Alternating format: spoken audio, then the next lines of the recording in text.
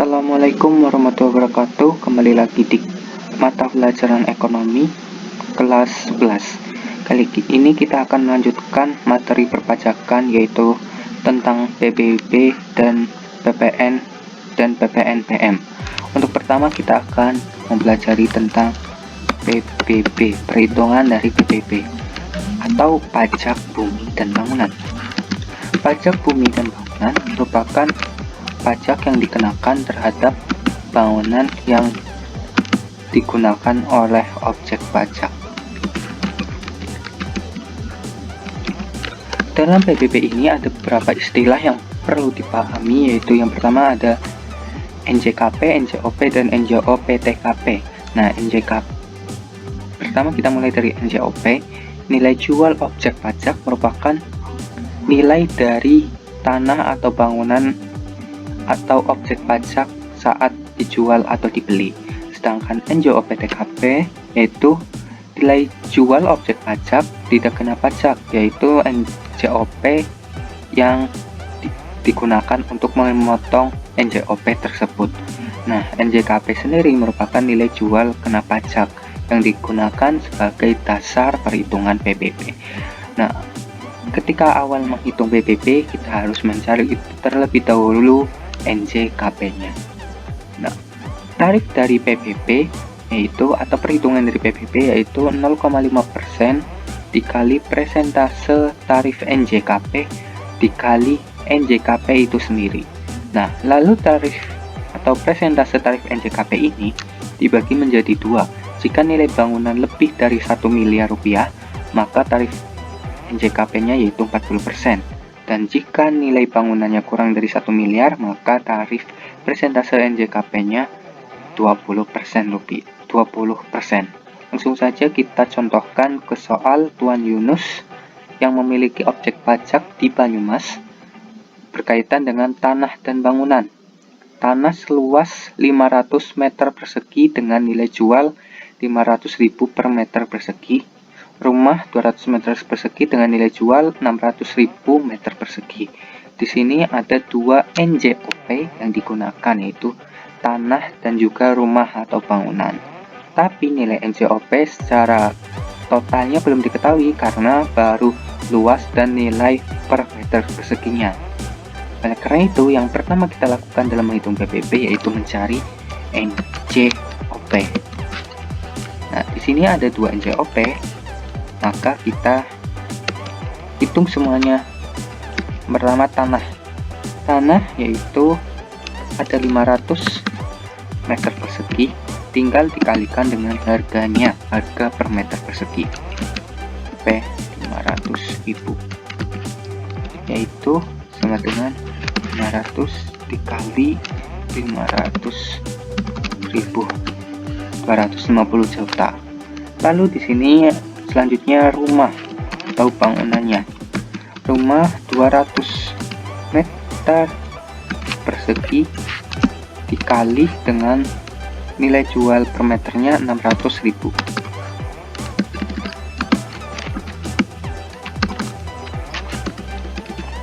Tinggal dikalikan 200 dikali 600.000 rupiah.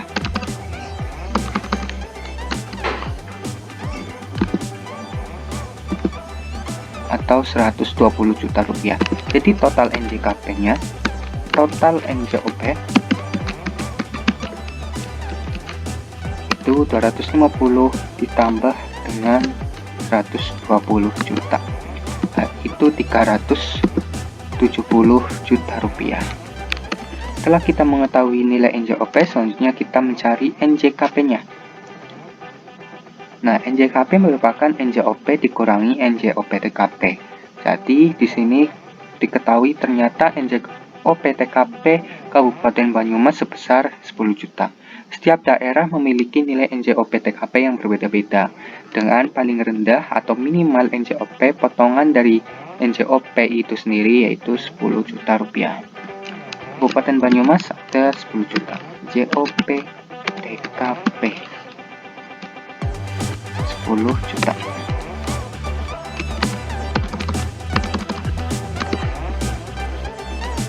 Tinggal kita kurangi saja. 370 dikurangi dengan 10 juta, yaitu 360 juta. Nah, 360 juta ini termasuk nilai NJKP. Setelah kita mengetahui nilai NJKP, langsung saja kita cari PBB terutang. PBB terutang itu 0,5% dikali presentase tarif. Kita lihat bangunannya adalah 120 juta, rumahnya itu kurang dari 1 miliar, maka tarif NJKP-nya yaitu 20% dikali NJKP-nya 360 juta. Nah, jadi nilai PBB-nya 0,5% dikali 20% dikali NJKP, itu sebesar 360.000. Nah, itu untuk perhitungan dari PBB atau pajak bumi dan bangunan. Dimulai dari mencari NJOP, lalu mencari NJKP, baru dikalikan dengan tarif PBB-nya. Selanjutnya kita akan mempelajari perhitungan PPN dan PPNBM. Dimulai dari PPN atau pajak pertambahan nilai. Pajak pertambahan nilai merupakan pajak yang dikenakan terhadap jual beli suatu barang, di mana dalam PPN ini ada pihak yang dinamakan PKP atau pengusaha kena pajak, yaitu pihak yang membayarkan pajak ke pemerintah, sedangkan yang membayarkan atau yang mengeluarkan uang pajak itu adalah yang membeli suatu barang tersebut. Tarif PPN sendiri yaitu 10%. Ini merupakan tarif yang berlaku di Indonesia dengan perhitungan PPN, yaitu tarif PPN dikali TPP atau dasar pengenaan pajak. Langsung saja kita ke contoh yang pertama. Seorang PKP pengusaha kena pajak bernama Ibrahim menjual tunai barang kena pajak dengan harga jual 30 juta. Nah, saat pertama kita menghitung PPN, kita cari TPP-nya terlebih dahulu. TPP merupakan harga jual atau harga pokok barang tersebut. TPP atau harga yang dikenakan untuk menghitung pajak. TPP-nya yaitu 30 juta. Oke. Selanjutnya, ketika sudah diketahui TPP-nya, langsung saja kita hitung nilai PPN-nya. PPN terutang. PPN terutang dihitung dari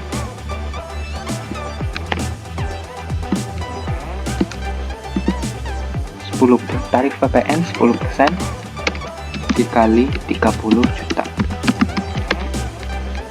atau 10% dikali 30 juta rupiah, hasilnya yaitu 3 juta rupiah. Nah, jadi PPN terutang yang harus dibayarkan Ibrahim ke pemerintah yaitu 3 juta, sedangkan yang mengeluarkan 3 juta ini merupakan orang yang membeli barang dari Pak Ibrahim. Selanjutnya, ketika kita balik, ini kan kita sudah mengetahui cara menghitung PPN-nya. Tapi bagaimana jika di dalam struk pembayaran tersebut kita tidak mengetahui jumlah PPN, tapi kita sudah membayar PPN-nya? Sebagai contoh seperti ini. PKP bernama Ibrahim tadi ya, menjual barang kena pajak harganya 33 juta. Nah, 33 juta ini sudah termasuk PPN. Jadi, semisal di dalam nota perhitungannya 33 juta sudah termasuk PPN. Nah, bagaimana caranya kita agar bisa mengetahui nilai PPN dan harga pokok si barang tersebut?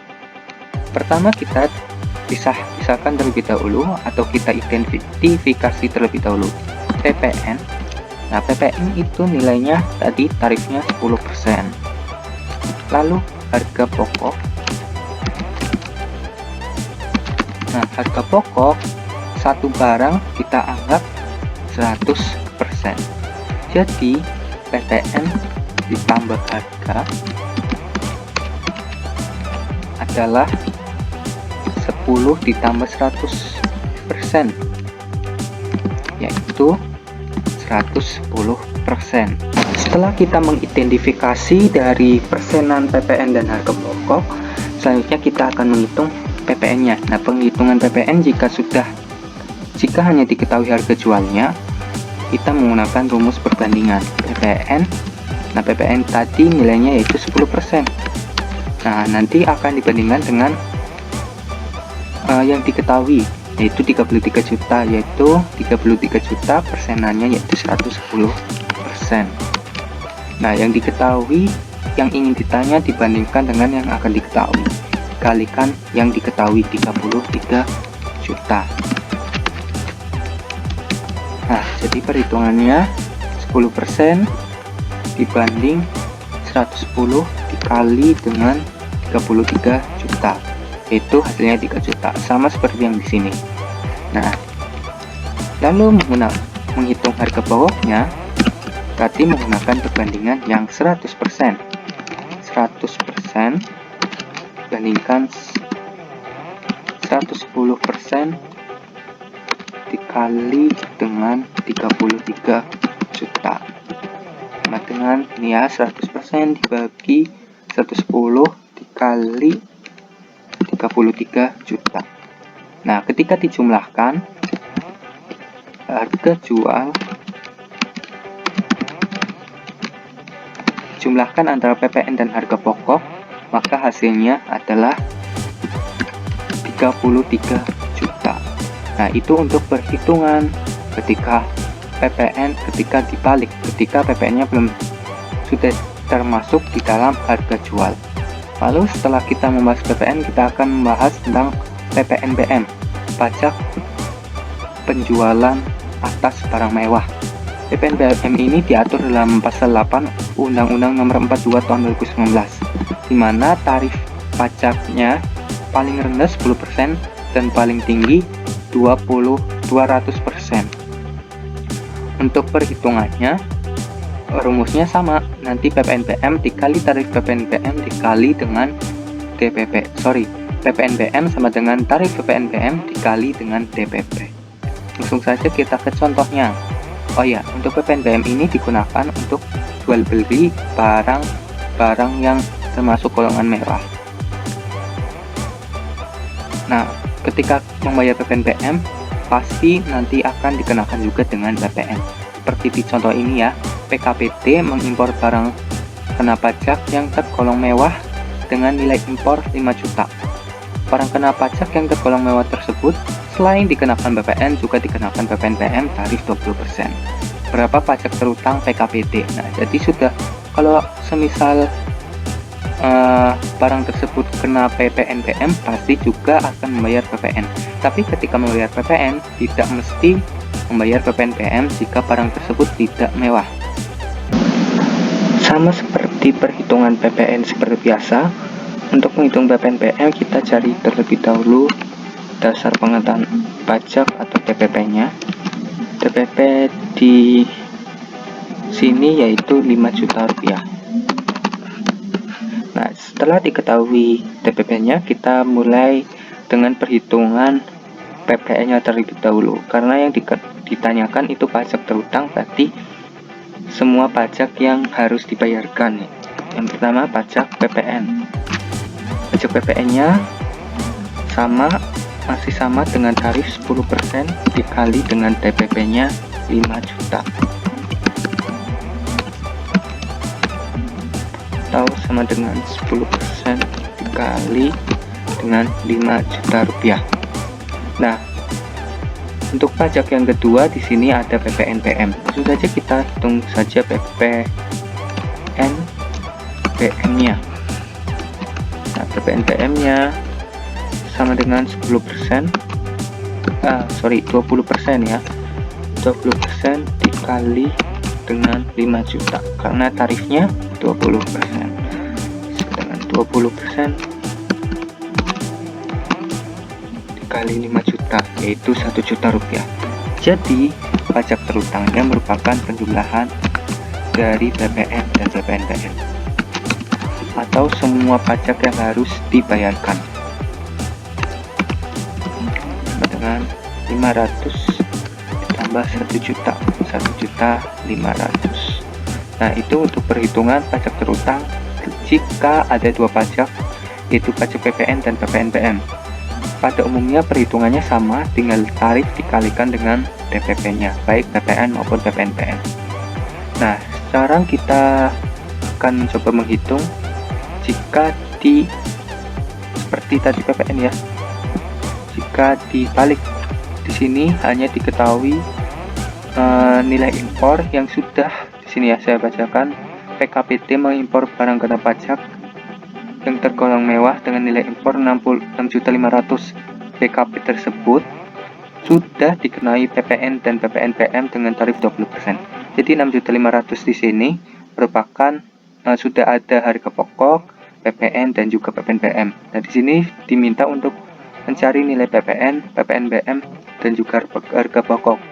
Sama seperti yang tadi, kita identifikasi terlebih dahulu persenan setiap tarifnya. Di sini pertama PPN pasti 10%. Lalu ada PPNBM. PPNBM-nya 20%. Nah, selanjutnya tinggal harga pokok. Harga pokoknya pasti 100%. Jadi total pajak ditambah harga ya. Pajak ditambah harga itu 10 ditambah 20 tambah 100 atau 130%. Nah, 130% ini merupakan yang 6.500.000.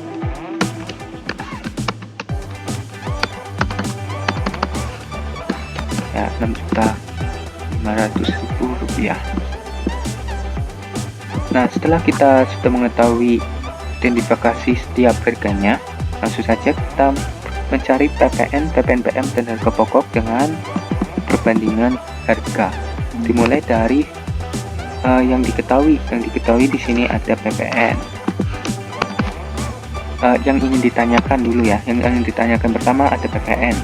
Dan yang diketahui itu nilai impor atau harga plus pajak. Nah, untuk mencari PPN berarti kita pakai tarif yang 10% dibagi dengan yang diketahui 6.500.000 atau 130%-nya baru dikali dengan 6.500.000. Nah, 10% dibagi 130% dikali 6.500.000, atau langsung saja 10% dibagi 130 dikali 6.500.000, yaitu 500.000 untuk PPN-nya. Selanjutnya PPNBM. PPNBM tarif yang diidentifikasi yaitu 20%. Nah, dibagi dengan seluruh totalnya 130% kali dengan 6.500.000. Nah, nih 20% dibagi 130% dikali 6.500.000, 1 juta. Lalu harga pokok berarti 100% dikali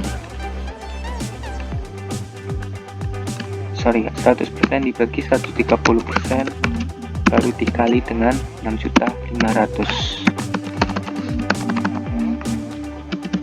Ya. 100 dibagi 130 dikali 6.500.000. Jadi ketika ditotal semuanya, maka hasilnya harus 6.500.000. Nah, sekian untuk perhitungan baik PBB, PPN dan juga PPNBM. Mohon maaf apabila masih banyak kekurangan. Sampai bertemu di pertemuan berikutnya.